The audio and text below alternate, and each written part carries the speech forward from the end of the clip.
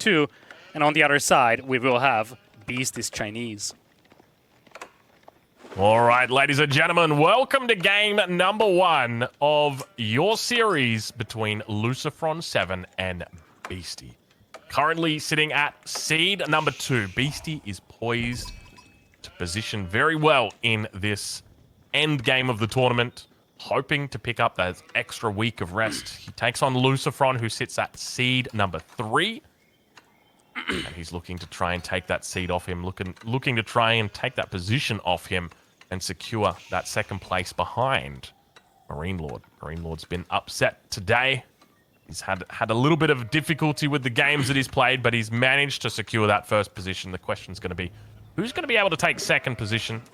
I suspect it's going to be one of these two guys. So obviously a bit of an interesting matchup. The Chinese against the Delhi, a matchup that we've seen multiple times today. A matchup that is notoriously difficult for the Delhi Sultanate. It is. Playing this map, yeah. Unless you play something cheesy like Recon has tried doing. Just to reiterate, especially because these games will be uploaded to YouTube one by one, Recon on this map against Marine Lord, he tried to play into a Delhi trade build. And it wasn't a completely disastrous idea. In fact, it worked out pretty well. Things didn't go his way in the end due to some interesting circumstances involving some crashes and whatnot. But we have seen that a trade build, if executed well, can actually be a decent response to the Chinese here. Yeah, I think that's on the condition that they go for 2 town centers, right? And I mean, Beastie's a very competent Chinese player. I suspect his theory is pretty up to date as well with this matchup. So I'm curious to see how he looks to play it, whether he goes for a second TC, mirroring that same thing that we saw Marine Lord go for, or whether he just plays it simple and just goes 1 TC here. You know, as I mentioned in that previous game, I'm a big fan of 1 TC here. It makes a lot of sense just because you've got so many other ways that you can push your economy that you don't really have to go for villages from a second town center that early. There's other ways that you can kind of push your economy forward. But I guess realistically, though, the question is going to be, how aggressive is LucifroN? And do we really think we're going to see some trade here? I mean, I hope that we see trade, but there's a part of me that really wants to see it. I feel like he could play aggressive. You see the map generation for Beastie, and you're not happy. Basically, all of his gold extremely exposed. Now, it's not a complete disaster for the Chinese. They have the backup of the taxes, and they are not very reliant on the gold. But when your gold is exposed like that, your options are somewhat more limited, especially if you want to squeeze out a fast castle. So this is something to keep an eye out on for Beastie. He's going to do the standard thing of dropping the Barbican in the middle. That's going to prevent LucifroN from at least easily taking that sacred site. On the other side of the valley, I guess, you do have 1 secured sacred site for LucifroN at the top of the cliff. That's going to be a guaranteed one, and then he's going to try and contest the one in the middle. It's going to be made much more difficult by the fact that there is a Barbican there, though. All right, well, we do see the Tower of Victory is coming up. Barbican of the Sun on the other side of the map. Or I say on the other side of the map. It's realistically in the middle of the map. Yeah, for the moment, everything looks to be going to plan. Expect to see your Song dynasties coming out from Beastie very, very soon. Lots of sheep coming in behind this as well. You can see he's got a huge amount of sheep. How many sheep? Oh, you hate to see that. A little bit of idle time right there, but he'll get on top of that sheep very, very quickly. Yeah, you hate to see that. So just slightly too slow with getting that sheep in. But yeah, Song Dynasty coming through soon. Tower Victory complete here for LucifroN. Let's take a look at what production building he goes for first. It looks like he's just going to queue up the techs. And he's yet to drop anything. No blacksmith, no stable, nothing so far. All right, well, the age up has come through. He's just sitting here, isn't he? What's he thinking about? What's he doing? He's got all of his techs upgraded. He's researching Sanctity, so he hasn't forgot. That's always a good thing. Not looking at anybody. Recon. But we now see these villagers moving towards the wood line. So for Beastie, it still remains unseen as to what direction he goes. This is really interesting coming out from LucifroN, because normally by this stage you've seen what's going to happen, but he's gone into those 3 scholars again. I guess that's why there's a bit of a delay here. So it is going to be 3 scholars into a blacksmith. All right, well, let's take a look now. Did you guys see there was like a little bit of a green leaf right there? It's the UFO. It's the aliens. They're coming here. There's like this little green leaf on the screen. It just kind of looked a little bit weird. Looked like almost like a cursor. But we do see Beastie going to be going for a second TC as well. Very bold play. I'm curious. I'm looking at the Twitch chat right now. Twitch chat saw it as well. You guys saw it as well, right? You guys saw the UFO. You saw the little green dot, the little green leaf, little green man. Watch out. No, look, that's a spoiler for next week. We'll talk about that later. The little green man. But Barbican's up in the middle. So this sacred site, you can rule this one out. And let's talk a little bit about the differences between this series and the series that we saw earlier. Well, not the series, but this map, because we saw the exact same matchup on the exact same map earlier today. Now, we had Recon against Marine Lord. Recon against Marine Lord, you look at that and you say, okay, there's no world in a macro game where Marine Lord loses to Recon. Marine Lord just doesn't make that many mistakes. It's not going to happen. Whereas Recon, as a macro player, you'd say he's a very solid macro player, but when you compare it to Marine Lord. So I think there was an element of him kind of like going for cheese. LucifroN, on the other hand, I don't think he's ever really the kind of guy to go for a cheese. He just will straight up play you standard every single time, and he'll just destroy you with his micro.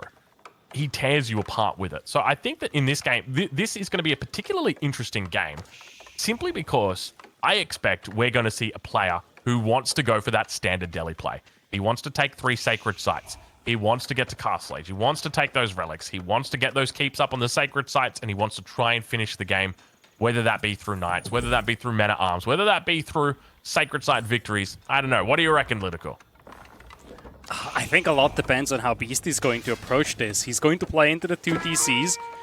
Now, usually you place your TC on a food spot. Beastie is moving out just for that, so I guess the first variable here for LucifroN will be whether he can stop this.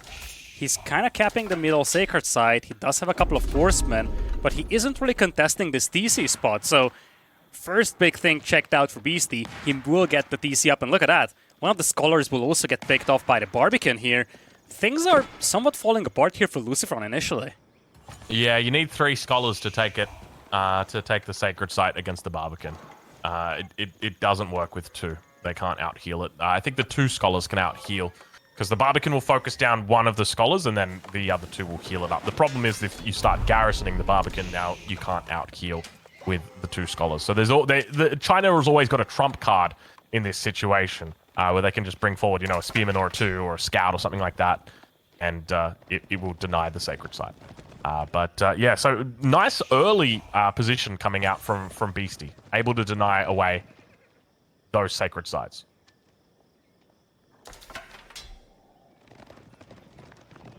All right, well, Scholar is going to be moving up towards this top side.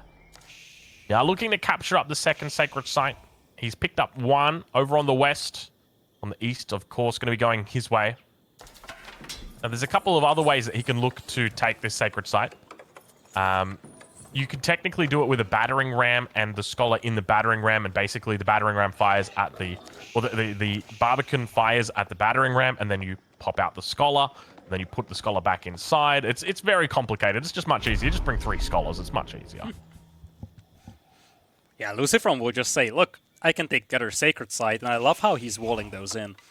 Especially the one close to Beastie's base. The moment you move your army away, Beastie will send 1 unit, a scout, a villager, whatever, to decap it. By walling it in, at least you make sure that a single unit will be insufficient to just decap that sacred site. Alright, well, the walls coming up are sealed in tightly. You're not up against a wood line here, you're up against a rock line or a cliff face. That's always a lot safer than a wood line, because you can always chop through on that wood line. Even though it feels safe, it's not safe. All it takes is a single villager, but here we go. Looks like there's going to be a bit of feudal pressure coming out. Beastie, he's on the 2 TCs. He's scaling into the late game, but just remember that behind this, I mean, LucifroN, he's going for a different kind of strategy from what we saw earlier today as well, in that when we saw him play, we saw him do this defense with just units, but now he's very clearly going for units plus walls. So there's a different element to this. Interesting to note, though, we're at the 10-minute mark. Look at the resources he's got in the bank. He's nowhere near the age up at this point. Yeah, that's alarming, because Beastie already has a 13 villagers lead. Now he's starting to work his way towards Chukanus. It's getting to the stage where the Chinese is really coming online, and Beastie will have the option to consider going into Castle or just doubling down on the Chukanus. Now there's a considerable force over here for LucifroN. He is going to dive on the villagers. We'll get quite a few picks. Actually, looks like all the villagers will just jump inside and the horsemen disengage. Beastie did save all the villagers on that gold mine. Yeah, really well played here from him. Keep in mind, normally you'd have the Barbican on this gold vein and you'd be very, very easily able to defend, but it's not going to be the case. It's kind of stuck in the middle, defending a sacred site. Speaking of sacred sites, have a look at this. A little bit of ring around the rosy, pocket full of posies, a tissue. Looks like the spearman will not fall down, at least not for the moment. Yeah, going back to just that tower out there for Beastie, the surround was beautiful for LucifroN, but the tower finished just in time. Beastie jumps inside, and back to where we were. Beastie's building up numbers now. Army numbers will start equalizing, and he's banking up resources. He's up by 20 villagers. I guess the silver lining here for LucifroN is that he does have 2 sacred sites, and he might have a window to push this Barbican down with the Rams. The problem is that the sacred site timer isn't ticking. And the longer you wait to start that sacred timer, the more time China's got to extinguish the flame of the Delhi Sultanate and their sacred victory. So it's imperative that the Delhi start that timer as quickly as they can, because then it stops as quickly as it can. So I think that there is, an element of having this Barbican is not just that you've denied a sacred site for 5 minutes, but well, not for 5 minutes, but for about 4 minutes. The other element is that you've delayed a sacred victory for that long, and that's bought you a huge amount of time, gives you a massive amount of safety, and allows you to take easier fights as well, because you don't have to force fights because you're fighting before when you want to.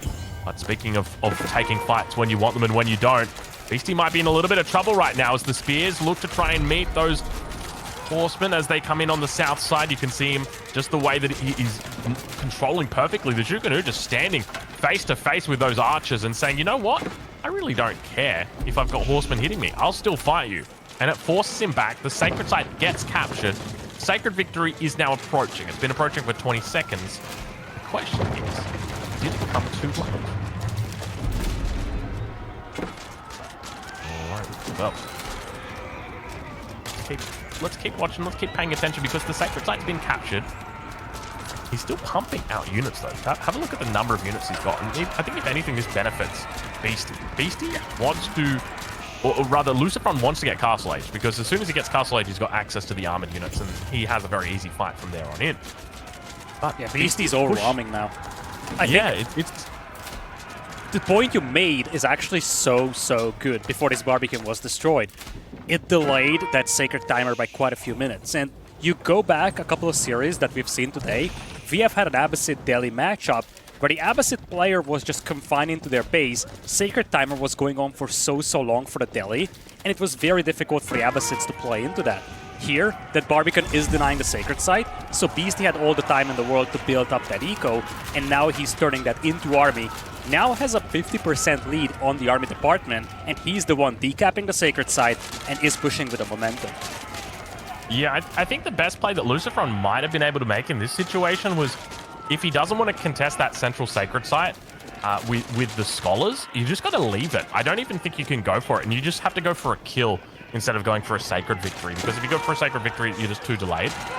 And at this point, obviously, the Barbican is dead, but the sacred site has been recaptured. Now Beastie just pushes up. At this point, he's looking incredible. I mean, he's coming in for a kill at this point. Spears managing to make their way over towards that right side of the fight. You can see them forcing back all of that, but the Jukunu numbers are way too high. I think this might be game right here. Look at this. We're 14 minutes into the game. He's now pushing upon the base.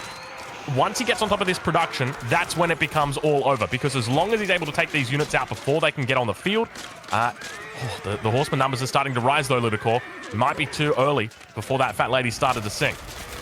Yeah, just no spearman out here for Beastie. All his army is just Chukunu, but a second wave is just now coming in. This was just the first wave. There is going to be a second one as well, and casualties are still mounting up high for LucifroN. You see Beastie destroyed double the army value as LucifroN did, and it's starting to show on the playing field. Yeah, now it's starting to get harder because all of that cavalry has been taken out. So the only units that you've got, the only cavalry that you've got are coming out one by one. We can see them right now as they come out, which mean that they're easily able to be picked off here by the Zhukunu. But they're not even going to bother dealing with the cavalry. They're just saying, you know what, archers, you're the main problem. I'm going to just take you out instead. I'll let the spears that are coming up the rears take this out, and behind this, Beastie is neutralizing Sacred Site upon Sacred Site. Throwing an outpost down on the front line as well, going to be neutralizing out these berries. He's having a field day out here, but the numbers are starting to slow down on this front, but still he's sitting at double where LucifroN is. Talk about the small details. Villager of Beastie on that tower got picked off when the tower was like 95% built. So now the tower is going to be cancelled by Beastie. And as you said, Beastie was trying to focus down the archers. Those are the damage-dealing units in LucifroN's army. They got the buff from the Tower of the Victory. Horsemen are more like a meat shield. But it's getting alarmingly difficult for LucifroN if you look at the army numbers. Now Beastie is really leveraging that 90 villagers that he has. And now he almost has double the army as compared to what LucifroN has. Yeah, I think LucifroN's best bet this game was probably just ignoring that central sacred site and going Castle Age and then just trying to kill with knights or men-at-arms or something like that, because the Barbican just delayed him so much. And as I said, like if you lose that early Scholar, you can't really do the 3 Scholar attempt where you just do the heal through, and now you're in a difficult position where he's so far behind on the economy. I mean, you're 40 villages down, and yeah, you've got 1 sacred site, it's ticking in gold, but it's nowhere near 40 villages, and right now, standing on top of the production, there's no way you come back into this. It is nigh impossible. There is way too many Zhukunu here. The reinforcements continue to come through the map now for Beastie, and he's just able to pick off all of these units. You can see he's still somewhat struggling to take out the final units, but as the last of the spears come in to deal with these horsemen, you can be certain that good game gets called, and indeed it does. Victory coming out for the Chinese once again in this matchup. On this map, we do see it, and Beastie going to be very happy with that first game. We move on to game number 2, Lida. That Barbican just came in clutch. Such a good value, and you said it. It was a matter of stopping that timer, well, preventing LucifroN from starting that timer early on, and that's what allowed Beastie to build up that villager count with high confidence.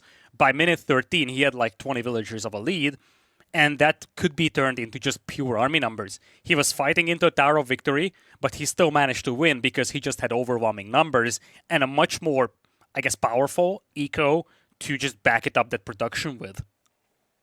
Yeah, it was an incredible economy. You know, once it gets going, it gets going. I guess the main thing that you've got to be cautious of is there is that window in the early game that if the Delhi player captures the sacred sites and if they manage to hold them, that you are at significant risk of a sacred defeat. But the Barbican held, and LucifroN definitely took way too long to contest that Barbican. He probably could have done it with a single battering ram if he really wanted to do it. A single battering ram, you know, and you kind of have to. I think you have to change the way that you play. And look, I'm not going to tell LucifroN, one of the best players in the world, how to play a matchup. But I think that it's quite important that you look to get your blacksmith up. As soon as you see that Barbican in the middle, you can't be thinking about +1 ranged armor or +1 ranged attack. You've just got to be going straight for the siege engineering, because the sooner you get that battering ram out, the sooner the Barbican goes down. The sooner the Barbican goes down, the sooner you capture it. The sooner you can threaten sacred site. Victory, all that good stuff, but let's forget about that. Let's move on to the next game, because we got ourselves another great matchup. English versus Holy Roman Empire, mountain clearing. Not the first time that LucifroN plays this matchup, if I'm not mistaken, today. And the last time he did that, he moved to the boar in the middle, but that was with the English, and he was up against the HRE. Now it is Beastie with the English, and it's also possible that Beastie has been watching some of those games. Beastie had some free time here as he was waiting for some of his opponents. So I'm actually curious to see whether Beastie is going to move towards the boar in the middle with the English, like LucifroN has done in the set that he has played prior. Yeah, it could be what revolutionizes English on this map, going for the boar, because there's no real way that you can contest it as another civilization. I just don't think it's possible. I mean, maybe I'm thinking like maybe you could do it as the Mongols and go for early horsemen, but even then, it's just not going to happen. But yeah, maybe we see Beastie look to emulate that it seemed pretty good, right? Like it's free real estate. When you think about it, if I'm only delaying my age up by 10 seconds and I get a boar and you don't get a boar, seems good. That seems like a good deal to me. All right, it looks like the game is up. We, of course, have some games going on the B stream as well. Again, as this is the last day of the B stream broadcast, we got to give a big shout out to the folks working on the B stream as well. They help make this show even better as we jump into game number 2. All right. Well, ladies and gentlemen, welcome to game number 2. We were talking about it a little bit earlier, but Beastie isn't even going to have to walk barely an inch outside his base. He's leashed the boar from the middle of the map all the way back to his base. And it's still within that line of sight's distance from his starting location. He's got a boar safely underneath the town center base. Well, I say safely under the TC. I mean, it's technically not safe, but it's pretty good as things go. All right, well, the food starts to build for both of these players. You can see Beastie actually trying to deny the food there from LucifroN. You got to be careful on this map, actually, because the sheep do spawn a little bit odd sometimes. But he's going to head back now. And I like that Beastie, as the English, throws down the house out here on top of this farm, just simply because he knows that you're not going to be building your farms out here on this mill. This mill, it's a little bit too exposed. So we're just going to throw it down, make it easy. But it seems like already the English taking the ball on this map is starting to take over the meta. Yeah, I love this. First person to really do that was LucifroN, actually, but he actually lost that game that he has played this English on board type of a play, and it was against the HRE. So I guess the idea here that you have to consider with the English is that the HRE has a juggernaut economy. The food being supervised, especially with the villagers being able to work on the deer right from the get-go, deer being so close to your TC, it just helps you so much to squeeze out a very fast feudal, and most civilizations struggle to match that. Yeah, that's exactly it.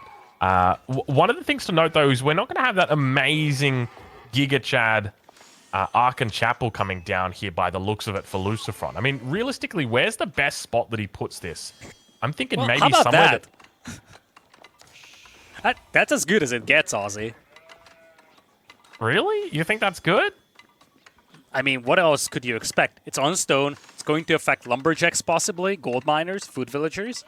What else could you ask for? A wood line? Maybe like a double wood line? True.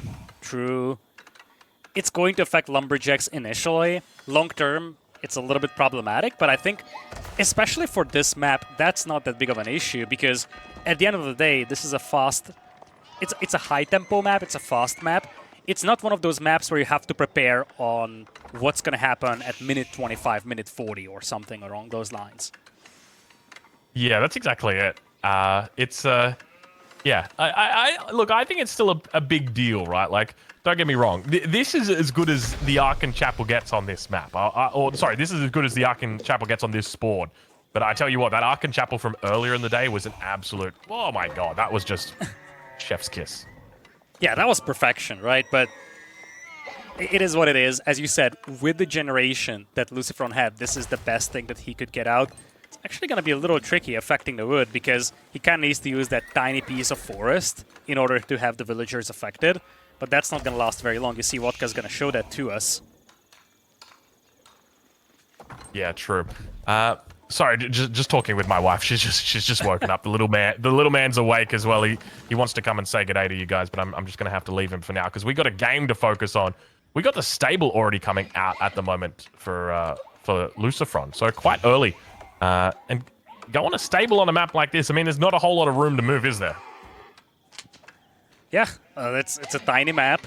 It's actually interesting how much this map is played, because this is probably the most distinct map of all in the entire map pool. It's very unique, very aggressive. It's a very confined space in which you play. So the approaches that you take are completely different from any other land maps that we have in this map pool. Yeah, that's very true.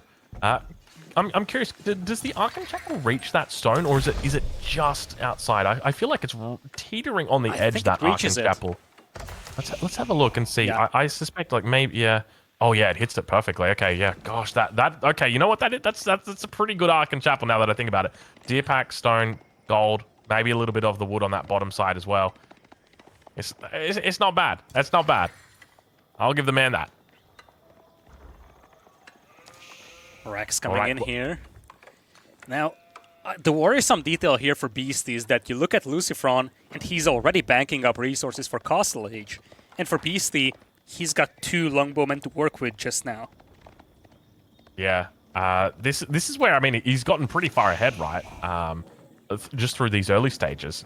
But Beastie's got a lot of food to go through. So I guess that's another thing to note is that with that large food economy, it means you can delay the farms. Even though you don't really need to delay the farms as English, you know, every little bit of delay that you can do is going to help you out. But Beastie maybe making an uncharacteristic error, but fortunately manages to keep that villager alive. And now those horsemen are going to be heading to the backside of the Beastie base. And spearmen, as well as some longbows, going to be looking to come out. Look at Beastie. He's got so much space behind this base right now. I love how LucifroN is using those horsemen. He's got 2 of them out there, but he knows fully well he's got the mobility advantage. He just wants to make sure Beastie is busy chasing them so he can get his ticket up to Castle Age. And I would be shocked if it wasn't with the Burgrave Palace at this point. Yeah, it's that classic case of, you know, if you're in my, sorry, I should say, if I'm in your base distracting you, then you're not in my base killing me. So very much the case. Ooh. But yeah, we do see now that Age Up's coming through, and it is going to be a Regnitz Cathedral coming through from Luce. He cancelled it. A classic cancel. Ladies and gentlemen, it's time. Get your burgers out. How does Beastie deal with this? Because at the moment, if I was going to count how many resources does Beastie have in the bank currently saved towards Castle Age, I'd pull out 2 hands and I'd count to 3 fingers and say 300. He's not at that yet. He's not at that level. He's sitting at 237 plus 34. So we still got a couple more hands and fingers to go. Yeah, Beastie is going to spot that landmark just a little too late. He will be... you see, he doesn't even see it. He's just going to spot it, but it's going to be too late to stop. And when that happens, men-at-arms will pop out in a blink of an eye, and Beastie doesn't really have the tools to deal with those. He could try to buy some time with a couple of his own men-at-arms, maybe, but looks like he's just going to try and double down. Tries to get a tower up in the wood line, but the first man-at-arms already out. Upgrade is done as well. You need to be cautious here if you're LucifroN, especially because you're low on food, and that's something that we haven't yet discussed. Well, that was a big red flag for me. You know, a lot of people look at this Burgrave and they think, wow, Burgrave, you know, good game, Burgrave is up. It's like, bro, do you know how much food it takes to maintain a Burgrave? Like, this is not an easy task to do right now. Like, you're talking about units coming out every 4 seconds that cost 100 food? That's a 1,500 food a minute. That's a lot of food. Though. Look at the gold. Beastie is doing a great job here. He's denying the gold. Men-at-arms only cost 20 gold, but when you have 4 in the bank only, it's a different story. And when that tower goes up, I think this gold mine will be denied. LucifroN is going to have to head to the east to secure a new gold mine. But Beastie is buying a lot of time. He's banking up resources for Castle Age, and he's responding to this Burgrave as perfectly as possible. Villager doing a little bit of a runaround down on that south side. You can see the micro coming through from Beastie looking absolutely impeccable, turning the tables on the micro game against LucifroN. Look at the runaround. Then he comes through and he gets the quick wall in, says, see you later, mate. Nice to meet you. I got a meeting to get to, so don't mind me. I'm going to head off to a different location, but still back here behind. You see the men-at-arms returning. He's gotten out the second men-at-arms. It looks like he's managed to throw down a mining camp in somewhere else on the map. There you go. Plenty of villagers here, so he's going to have that gold finally to get these units out. But look at this. The outpost is still coming up. He's trying to sneak it. He's not going to be able to find it, though. Goes down, but Beastie's bought himself plenty of time. But yeah, has he made that's the right right, decision, Lidakor? Men-at-arms are out there. Now there is a consistent production for LucifroN, but the Burgrave Palace build is a timing-based build, and that timing is just gone for LucifroN. Beastie is going to be up to Castle Age with the King's Palace, and that's the critical deal here. The moment he gets up to Castle Age, he unlocks the access to crossbowmen, and from that point on, these men-at-arms are way less relevant than what they used to be. You got to remember that there is a window. It's a very small window right now, but it looks like LucifroN may hit it. The window is this.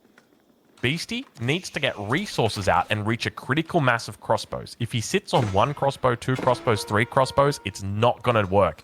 He needs to hit critical mass. If he doesn't, he's going to be in trouble. And now we're starting to get idled out. Remember, it's okay even if we hit castle. At this point, it's okay if we hit castle because we can idle out all of these villages inside the town center because we keep flooding in the men-at-arms. Now we've got ourselves a problem. And this is where my question was earlier. Did Beastie make the right choice? Instead of going for the White Tower here, he goes for the King's Palace. It's definitely the greedy choice, but the White Tower was the safe one. Beastie doesn't have a lot of access to food. He's jumping in and out of the TCs, but you see his food income is nowhere close to where it needs to be. Pretty much a deja vu compared to what we have seen previously. And you see he's got little production of crossbows. He's getting a market up. But that's just telling LucifroN, like, look, I'm struggling for food. Beastie will be able to buy some, but now he's overwhelmed. 13-3 is the army ratio, and most of Beastie's eco has been shut down. Yeah, this is where it all comes back to that White Tower. The White Tower might seem like it's a, oh, I don't need a White Tower to defend this. It's like, well, it's not defending it. It's the idle time that is killing you right now. Because all you need are villages on resources so that you can afford to make your crossbows. And once you get to crossbow critical mass, that's it. That's good game. But can you get to crossbow critical mass? That's the hard part, because these men-at-arms, these aren't normal men-at-arms. These are men-at-arms from the Holy Roman Empire. They've got that marching drill, so they're moving extra fast, able to chase down your crossbows. And you can see how much trouble Beastie's having dealing with this. But LucifroN, the numbers are starting to fall. I think Beastie might be fine. Those English TCs are helping out a lot, and he has had the villagers garrisoned for a long time. And LucifroN doesn't have the second range defense upgrade just yet. You see, Crossbow is pulling away the men-at-arms, so Beastie can buy himself some time to get a couple more out. But I think momentum may be shrinking a bit here for LucifroN. I might be wrong, though. Marching drill? Can we check the blacksmith just quickly? I don't think he's got marching drills. Quite possibly. Oh, no. He was chasing that crossbow, and it looked like he was... Oh, no, he does have marching drills. Okay, never mind. It looked like he was barely gaining on that crossbow, though. Yeah, Beastie is still only on 2 crossbows, though, and now all the villagers are idle. No more crossbows coming out. It's a scrappy game, actually. LucifroN doesn't have overwhelming men-at-arms numbers now, but he has just enough to always pick off those individual crossbows. Yeah, you know what? I think Beastie's got this game. And the only reason is because it's Beastie. Beastie plays out games a lot longer than what people would like. But I think that that's a really good thing, because it means that you're in a situation right now, like, I guarantee you that 90% of players, 95% of players on the ranked ladder would have tapped out at this position. They would have been like, oh, that's it. I'm idled. The men-at-arms don't stop coming. I'm just going to die. But Beastie doesn't. He's just like, I'm holding. Stay calm. That sort of reaction, right? And because it's Beastie, he's not going to give up. He's not going to surrender. He will just continue fighting to the end. And now we're at this stage where he's got that 2TC, where he didn't go for the White Tower. It wasn't an easy defense, but he managed to defend. But now he's going to start scaling. Yeah, indeed. That's one of the key things. He was willing to sacrifice a couple of villagers because he's got the 2TC build. And as you said, he's basically the definition of the player that is just unwilling to yield. He's going to play into it, even if it feels very grim, because if anything fails for LucifroN, if there is just any kind of tiny misstep for LucifroN, Beastie might have a window of coming back into this one. He's down by 7 vills right now, and more importantly, there are 3 relics on the side of LucifroN, but Beastie has stabilized. His chances of coming back into this one are much larger than what they used to be 2 minutes ago. Yeah, wow. It is, yeah, it's interesting. I mean, when I look at the outs right now for LucifroN, if I was like sitting here thinking, all right, from a theoretical perspective, how can he possibly win this game, considering, all right, he's got a villager lead at the moment, but he's not going to have it in a minute, or at least in 2 minutes' time. He's going for the last option, which is a sacred victory. And he's going to need to go all in here. Now, I don't know whether he goes Imperial Age and goes crazy stuff like that, whether he tries to hold it in the Castle Age, but this seems like it might be the only out right now for LucifroN in this position, considering, the size of this map, together with the fact that Beastie's sitting on 2 TCs. Yeah, and look at that. Beastie is just 3 villagers down. Of course, there is the Archon Chapel as well for LucifroN, but Beastie's slowly stabilizing, still needs to deal with a couple of these men-at-arms harassing him. On the other side, LucifroN tried to cap the Sacred Site, but that Monk was picked off by Beastie. Means that the critical Sacred Site timer isn't starting, and that's not relevant for Beastie. If LucifroN had that Sacred Site for a couple of minutes, this recovery would be substantially more difficult for Beastie because he would be on a very severe timer. Yep, it would be absolutely massive. And he's got 2 prelates out, right? Like, he could have sent this prelate out as soon as he aged up and had those men-at-arms in the base. Like, we could be sitting on like a 2 to 3 minute timer right now. But obviously we're not. And perhaps that's something that LucifroN could look to switch up the next time he plays this map. Yeah, at this point, Beastie's economy is looking really good. He's sitting on 1,000 food a minute. He's reached critical mass with crossbows. He's up to 14 crossbows, which means he's going to start one-shotting men-at-arms.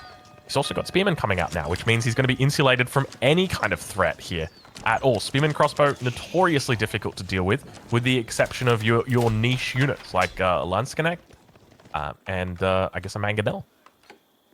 Indeed, looks like it's just going to be a mix of horsemen and archers for the time being. Beastie now catching up on the villager count. He's also grabbing some upgrades. But yeah, this is one of the things you mentioned. He's got 1,000 food per minute compared to the LucifroN's 600, which is a remarkable difference if you consider that LucifroN is playing with the Aachen Chapel and probably a bunch of farmers boosted by the said chapel.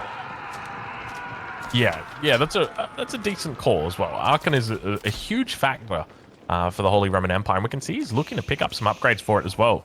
Got Benediction coming in. Actually, is that Devoutness? I think it's Devoutness. I like the name Benediction. It's such a good name. But yeah, I mean, at the moment, villager count is now even. 50 vills against 50 vills. Suckers. Well, let's take that back a little bit because Beastie's decided, well, he's not quite happy with an even villager count. But keep in mind, towards the north side of the map, LucifroN, he was pretty happy with that even villager count. So maybe he's looking to throw in a little bit of action himself. Yeah, bells ringing helps a lot for Beastie, recognizing when these horsemen are swooping in. And he's got a couple of spearmen back at home. He's even going to use the short bows. And those horsemen, they are pricey for LucifroN, who only has 500 food per minute. So he needs to be cautious not to lose them to those heavily buffed spears. Yeah, I'm glad that you mentioned the bells. The bells just make it so easy to play English. And I think that's part of the reason why it's such a great civ for new players. Because when you hear those bells, it's time to run like hells. It is just, you know, it's so scary hearing those bells coming down and just knowing there's a raid imminent. All right, well, push now coming out on the front line. It looks like Beastie's still holding it down for the moment. We see some archers starting to build here for LucifroN. He says, you know what? That's fine. I'm just going to go into archers. One of the key differences here is that Beastie didn't go for White Tower, so it means it's going to be a bit harder for him to move into a Mangonel to defend against this. He can go into crossbows or something like that. That'll definitely... Or sorry, longbows. That'll definitely be effective. But the crossbows here should be fine going up against the archers. They do trade out relatively well with them. But still for the moment, spearman numbers leaving a little bit to be desired. But there's not enough horsemen here to justify any more than the spears that he's currently got out here. And Beastie just in a dominating position here on that second TC now. And LucifroN, no chance of capturing this sacred site. Beastie denies it once again, says, get off, mate. And that's good game. Beastie Cutie going to be cleaning up this set 2-0 with an insane defense here. Doesn't go the safe route with the White Tower, goes the greedy route with the King's Palace and seals the game after 18 minutes of glory. What a game for Beastie. Two key elements to go back to. First, denying that Burgrave and denying the gold with it. The timing was there for LucifroN. When he hit Castle Age, Beastie was nowhere close to Castle. It seemed like if he gets to 5 men-at-arms, Beastie's dead. But Beastie came in just in time, shuts down the gold miners, bought himself time to get to Castle. He decided to go with the King's Palace over the White Tower, and for a moment it seemed like he was going to get overwhelmed with men-at-arms, but as you said, the resilience that he has and the confidence in his ability to defend is something that sets him apart from so many pro players even, and that's part of the reasons why he managed to come back in this game, dragged it out, recovered, and then finished the game here. Ends this series with a 2-0, and with that, secures his spot in the semifinals. The next time we see Beastie QD play in the Elite Classic, it's going to be next Saturday in the